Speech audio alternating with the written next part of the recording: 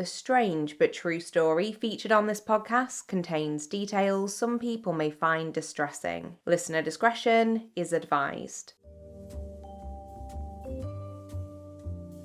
I'm Chyaz Samuel, and things are about to get weird.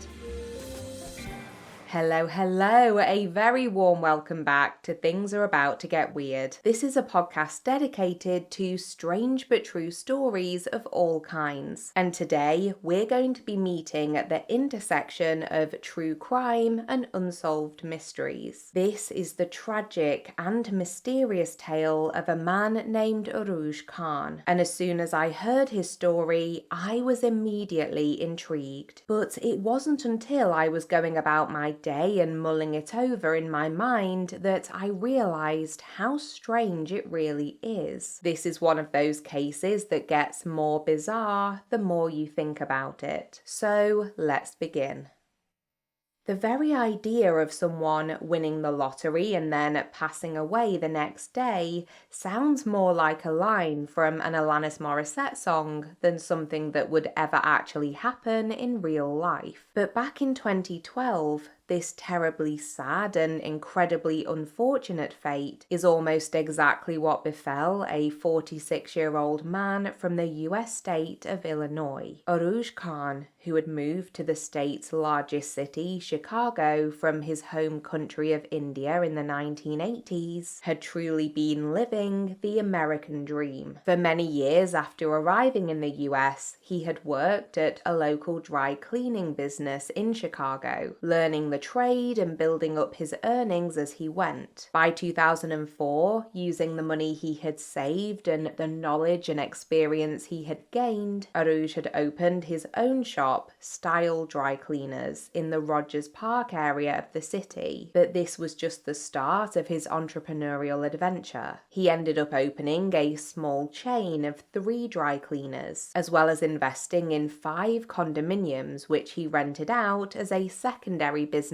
venture. Urooj was certainly dedicated to his work, but he was also a family man. By 2012, he had been married to a woman named Shabana Ansari for 12 years, and she described him as a good-hearted person who treated her like a princess. He also had a teenage daughter from his previous marriage, as well as being close to his extended family too. By all accounts, Urooj Khan was a very well-liked and well-respected member of the community, very down-to-earth, even as he became wealthier and more successful. In fact, after selling him a lottery ticket at an earlier date, a 7-Eleven shop owner named Jimmy Gurriel described Urooj as a, quote, regular customer, very friendly, good sense of humour, working type of guy. And it was a subsequent lottery ticket from this same 7-Eleven, a scratch card as we'd say in the UK, that was destined to change the course of Urooj's life forever. Although, tragically, it's also believed that it may have been the catalyst that led to his untimely death. In an interview that Urooj took part in after hitting the jackpot on the winning ticket, he described how after scratching off the panels which revealed his prize,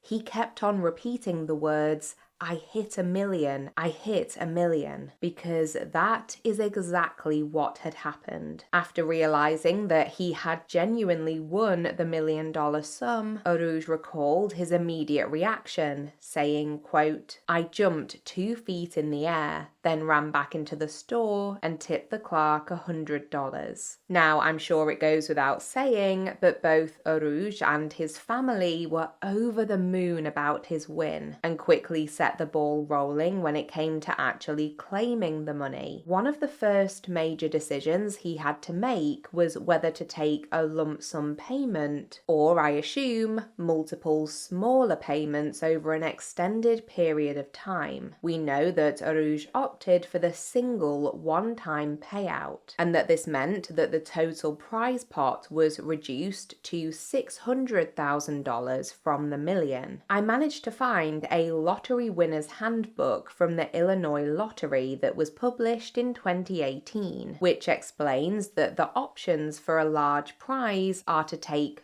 30 annual payments over 30 years, or one instant cash sum, which will end up being a much lower figure. And I'm guessing that these rules were similar in 2012. It does make sense that some people would prefer to just have all of their winnings at once, even if that did mean sacrificing some of the total. With all of the taxes and fees taken into consideration, it's thought that Urooj would come out with a final figure of around $425,000, which is clearly still a hugely significant amount of money. Once he had got his head around the idea that this windfall was coming his way, Urooj started to do the very thing that most of us will only ever get to daydream about. He began to plan how he was going to spend the prize money. It's reported that he made his decision relatively quickly. Whilst he would invest a portion of the cash back into his businesses, he was also going to make a generous donation to the St. Jude's Children's Research Hospital. There was all sorts of fanfare that took place shortly after the win, from press releases about the story to the presentation of a giant ceremonial cheque to Urooj, who was photographed holding it, surrounded by friends as well as members of his family. He spoke about how much the win meant to him, and it was evident that he was on cloud 9. But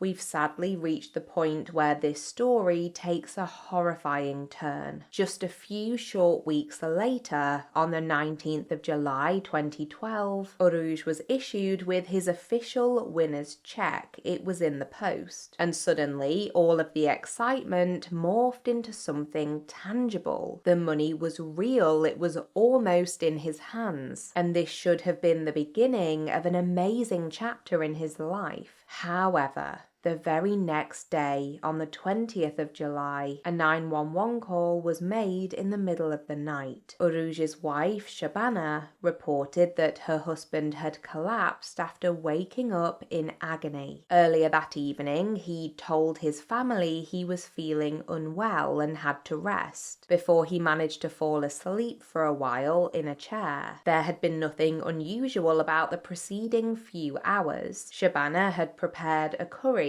for several members of their family, including her own father as well as Urooj's daughter, and they had enjoyed the meal together before Urooj started to feel ill. Although help was sought for him as soon as he collapsed, there was nothing that could be done to save him, and Urooj Khan tragically passed away, leaving his loved ones utterly heartbroken and completely blindsided. Now, as I mentioned at the start, Urooj was 46 years old, and at this time in Illinois, the medical examiner's office tended not to perform an autopsy on someone if they were over the age of 45, provided that the circumstances didn't seem suspicious, of course. Even though I believe this age limit has now been raised to 50, that was no help in this specific case. After an external examination, it was determined that there were no obvious signs of foul play, as Urooj didn't have any injuries that suggested he had been physically harmed before his death. There was some toxicology testing also carried out, and the report came back showing that there were no traces of drugs in his system and no sign of carbon monoxide poisoning either. So with all of this taken into account, but in the absence of a proper full autopsy, his cause of death was recorded as arteriosclerotic cardiovascular disease, which is an umbrella term that could cover things like a stroke, an aneurysm, or a heart attack. Once his death certificate had been issued, his funeral could go ahead, and Urooj was buried at the Rose Hill Cemetery in Chicago, with his family left to mourn his sudden loss despite having very few answers as to what the exact cause had been. Now, even at this point, this sad tale is already quite strange. I mean, what are the chances that a person would pass away unexpectedly the day day after their lottery winnings cheque was posted to them. But it was about to become much, much darker, because just a few days after Urooj was laid to rest, an unnamed family member contacted the authorities and made an unusual request, urging the medical examiner's office to take a second, deeper look into his death. Although Urooj had, of course, already been buried, there was still something that could be done, as certain fluid samples that had previously been taken from him were still being stored and could therefore be retested. Whilst we don't know exactly what the family member told the authorities in terms of their specific concerns, what we do know is that the samples were tested for traces of various things, including strychnine and cyanide. And I'm sure you may have guessed what I'm about to tell you next. In November, the results came back with a devastating finding. They showed that Urooj's body had contained lethal levels of cyanide, which Cook County Medical Examiner Stephen Sina believed he had ingested very shortly before his death. With this shocking new development, Urooj's case was officially reopened, only this time it was a homicide investigation. Given the seriousness of what they'd uncovered, it was decided that in order to gain the fullest possible picture of what could have happened to Urooj, his body would need to be exhumed. And on the 18th of January 2013, this is exactly what took place. However, in an odd twist, the autopsy that was then able to take place did not end up showing any traces of cyanide. Although from a scientific perspective, there's likely a good reason for this. According to Mr. Sina, quote, "Cyanide has a short half-life, and it may be lost over the post-mortem interval unless the tissues are adequately preserved. In this case, due to advanced putrefaction of the tissue, no cyanide was detected." But one interesting finding did come from the examination. In line with what the original cause of death ruling indicated, the autopsy confirmed that one of Urooj's major coronary arteries was 75% blocked. However, these two things combined, the lack of cyanide found and the blocked artery, didn't mean that the strong possibility of homicide was off the table. In fact, in some ways, it strengthened the case. As Mr. Sina explained, since cyanide affects oxygen utilization in the tissues, it follows logically that a natural disease process that already limits blood flow to the heart could render an individual particularly susceptible to death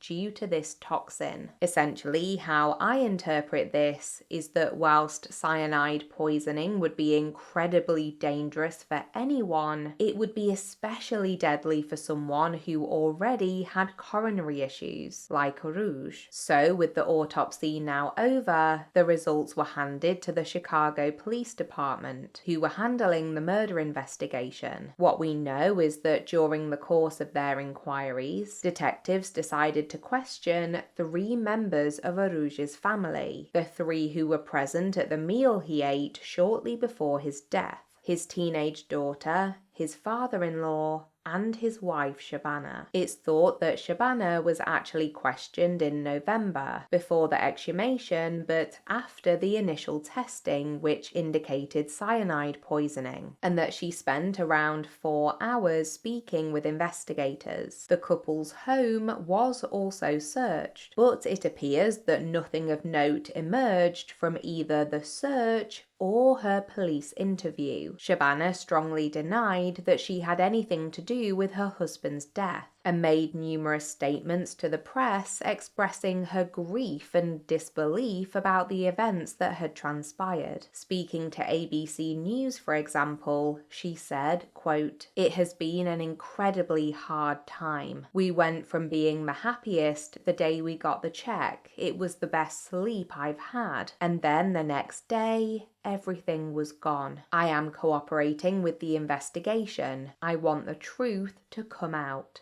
Similarly, nothing came of the police's interviews with either Urooj's father-in-law or his daughter. Here the police were with a deceased man who they believed had died as the result of a lethal dose of cyanide entering his body, who was just about to cash a cheque for a lottery win, but no formal suspect. I want to run through some of the additional facts in this case that strike me as very strange, because there are many, and I'm going to begin with the issue of motive, because although as far as I can tell, the police never actually made a public statement around possible motives, I think it would be fair and reasonable to say that the timing of Urooj's recent lottery win and his suspicious death were noteworthy. But here's the thing. Prior to purchasing the winning scratch card, Urooj was already very well off. In an interview with ABC News, Shabana said of her husband, quote, "Him winning the lottery was just his luck. He had already worked hard to be a millionaire before it. So whilst the win was definitely a big addition to his net worth, I'm not disputing that. It wasn't as though he'd gone from having nothing to being very rich overnight, and someone perhaps wanted him out of the way to take this never-before-seen money for themselves. Could this have still happened?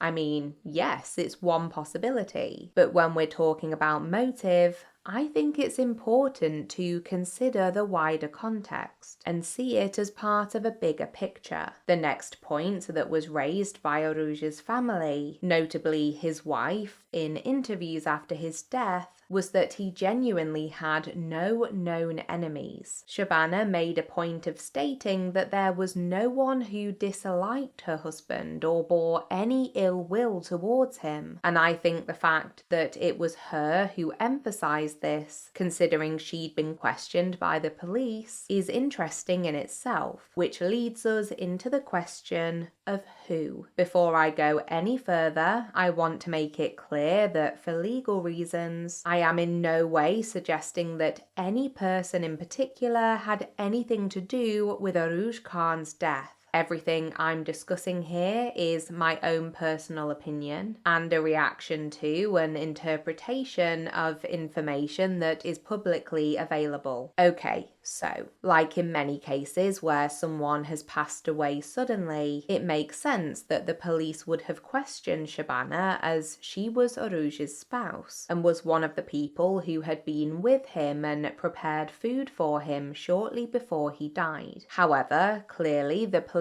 were satisfied with her answers to their queries, as well as the search of the couple's home, and she was never named as a suspect in the case. You would imagine that if the authorities were looking specifically for evidence that someone had poisoned another person with cyanide, and they were focused on a particular person or people or place, then they would have been able to find some tiny shred of proof somewhere along the way if that person was really involved, right? Think of the mushroom murders case that took place in Australia back in 2023. If you're not familiar with this story, a woman named Erin Patterson killed 3 of her family members and seriously harmed a 4th by purposefully feeding them a meal containing deadly mushrooms. Once the police had their suspicions about what had happened, they were able to hone in and find several pieces of concrete evidence that Patterson had committed the crime, because they pretty much knew who and what they were looking for, and they ultimately used this evidence to convict her. My point is that if Urooj's case was as clear-cut, where someone close to him had poisoned his food, for example, then surely the police would have found even the smallest clue that pointed to this during their investigations. But as far as we know,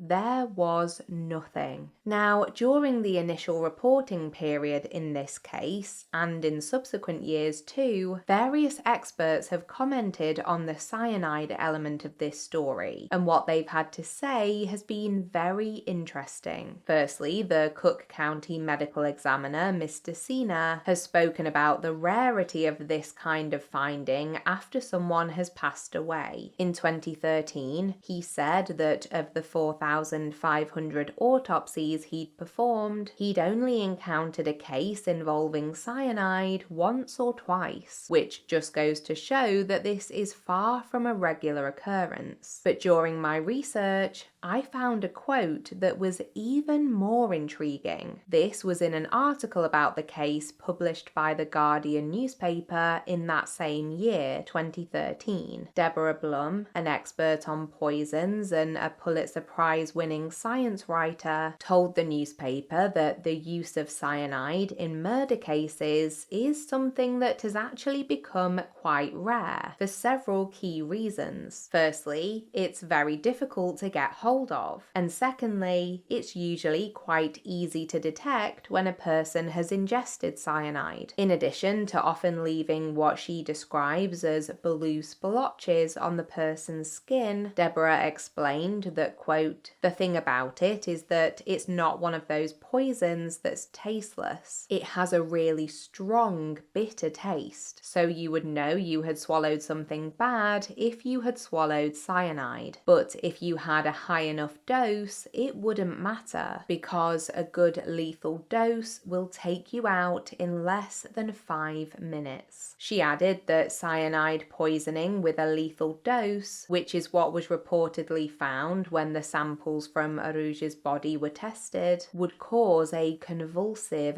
violent death. Quote, "It essentially kills you in this explosion of cell death. You feel like you're suffocating." Let me be very clear that I am no scientist. I am not a doctor of any description. My degree is in journalism, not medicine. But what stood out to me about this story is that this description of how a lethal dose of cyanide would react in the human body feels very different to the account of how Urooj Khan died. As I mentioned earlier, it was reported that Urooj started to feel ill after dinner, went to rest in his chair, and then woke up in the middle of the night in pain before he then passed away. To my mind, this seems like a much slower process than what Deborah Blum spoke about, especially when you remember that all of the reporting about the cyanide testing done in connection with Urooj's death cite lethal levels of the poison, not just trace amounts, for example. Also, and again, I am in no way making any allegations or suggestions here. I'm just thinking out loud. If, in theory, someone close to Urooj wanted to end his life and take his winnings, to do so right before he cashed his lottery cheque with a rare poison, when the story about his win had so much publicity and everyone knew about it, just sounds ludicrous to me. It would be so obvious and blatant that it would almost feel like the plot of a bad movie. It would instantly raise the biggest red flag ever, and everyone would be immediately suspicious, right? Further odd details that perhaps play into this are things like the fact that a couple of months prior to Urooj's death, it said that he signed a document to do with his dry cleaning business, an operating agreement. And in part of this document, it was stated that should he pass away, then a portion of the business would be passed to his wife, Shabana. Now, given the circumstances, could this again look suspicious? That's not for me to say, but I will add that when you bear in mind that this document was signed before Urooj had his unexpected lottery win and was probably just a routine part of the running of his company, it starts to look much more like unfortunate timing. When you add in the additional context that this document also included his business partner and made exactly the same arrangements for the business partner and his spouse, it again all feels quite routine. If at this point you're thinking to yourself, this is all very strange, what could the conclusion possibly be here? Then you're not alone. As I noted at the very beginning, this is an unsolved mystery. And sadly, as of me recording this episode in August of 2026, Urooj's case remains open yet without answers. No one has ever been named as an official suspect, much less charged or convicted of his killing, and many of his family members have been very critical of the lack of progress in the case. In a few moments, I'm going to give you a brief overview of what's happened post early 2013. But first, I wanted to touch on an idea that I simply could not get out of my head as I was researching this story. I was going to say that this is a personal theory of mine, but in truth, it's more of a series of questions I have that only someone who is far more educated in the world of science and forensics could actually answer. But I think the point is important to raise. To my mind, as a layperson, there are some parts of this story that just don't add up for me, and it left me wondering whether there was a chance that the testing done on Urooj's fluid samples could have returned a false positive for cyanide. What led me to ask this question was a combination of factors. Even though it's understandable that cyanide wasn't detected in the full autopsy due to its short half-life, the fact that they did discover Urooj's severely blocked artery led me to wonder whether it really was a coronary issue that caused his death.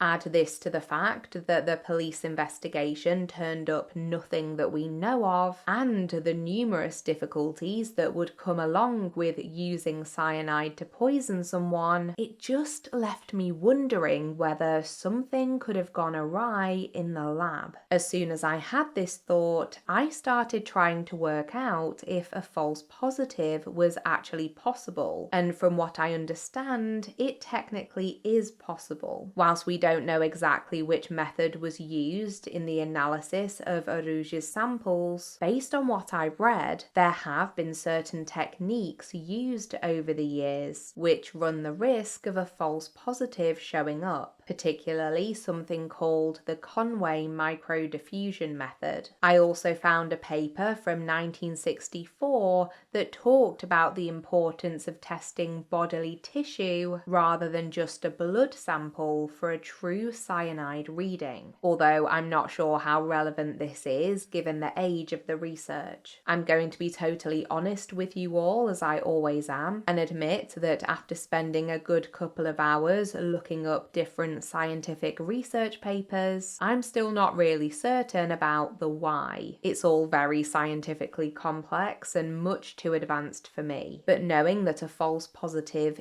is a possibility here is noteworthy to me, and in a case with so few answers, I think it's worth keeping in mind. So, where does Urooj's case stand as of today? Well, there are certain things we know and certain things we don't. One of the most recent articles I could find about the story was from 2016, where Urooj's sister, Meraj, had spoken to the media about the family's frustration about the lack of progress in the case. She told the Associated Press that they'd had trouble trying to get into contact with the officers handling the case, despite the investigators stating that it's still open and active. There have been all sorts of accusations made by different members of Urooj's family, suggesting that certain other members may have been involved in his death. But, of course, no one has ever been arrested or charged in connection with the case. In December of 2013, it was reported that Urooj's estate, including his winnings, would be split between his wife and his daughter, but this conclusion was not reached easily. There were court proceedings involved, as it appears that he didn't have a solid will, and it seems that there's no love lost between the two parties. The final settlement not only included a breakdown of exactly what each woman would receive, but also included an agreement agreement between the pair that neither would sue the other for wrongful death in Urooj's case, unless new information was to emerge within the criminal investigation. I'm not even going to touch that one. I'll let you take from it what you will. The list of what we don't know, however, is much longer. As far as I can tell, it's never been confirmed which relative of Urooj's was the one to ask the police to look closer into his death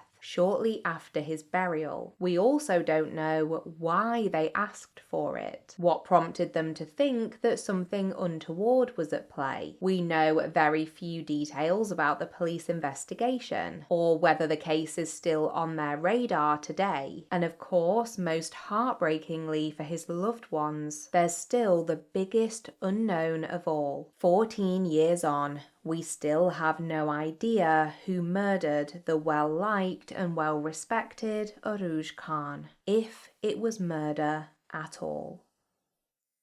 Well, I can already tell that this is one of those stories that's going to stick in my mind for a very long time to come. There's something about unsolved cases like this that just really get to me. What is your reaction to this story? I am very interested to hear your thoughts. So as always, please do get in touch and share your take on this case. But of course, please do continue to keep things respectful and above board if you're leaving a public comment today. If you're scientifically minded, I would love to get your opinion on the cyanide issue in particular. It's something I'm absolutely fascinated by. For now though, it's that time once again. So join me as we move into our regular outro feature, Weird Media.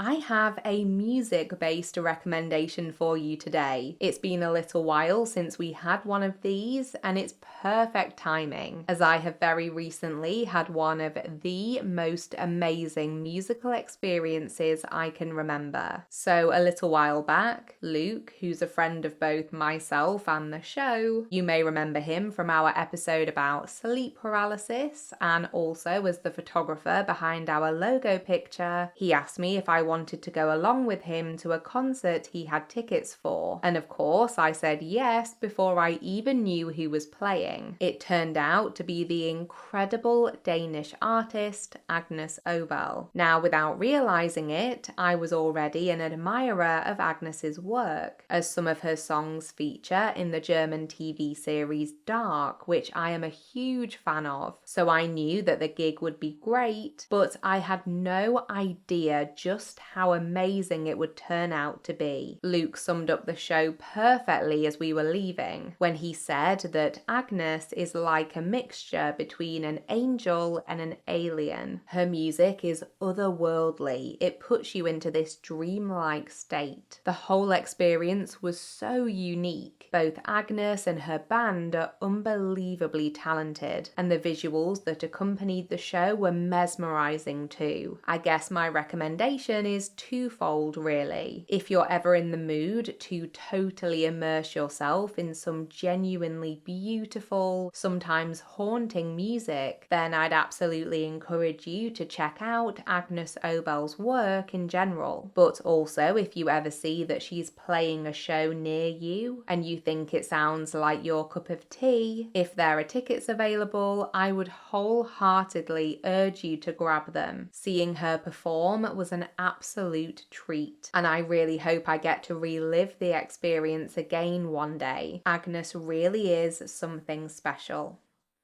A big thank you for joining me today for this week's episode. It's wonderful to have you here. In the show notes or description box, I'll be including links and shout outs to all of the sources I used during my research. And I'll also be listing our social media pages as well as our email address. If you're listening on Spotify, please do leave us a comment and share your thoughts on this case. You can also get in touch on Instagram, Threads, Facebook or TikTok too. If you've enjoyed this episode, I would massively appreciate a quick rating or review on Spotify or Apple Podcasts. It's a super speedy, free way to support the show. Finally, if you're watching on YouTube, please feel free to subscribe and give this video a thumbs up. Thanks so much again for being here today, and I'll be back next week with a brand new strange but true story for you. So until next time, take care of yourself and others and keep it weird, but the good kind of weird.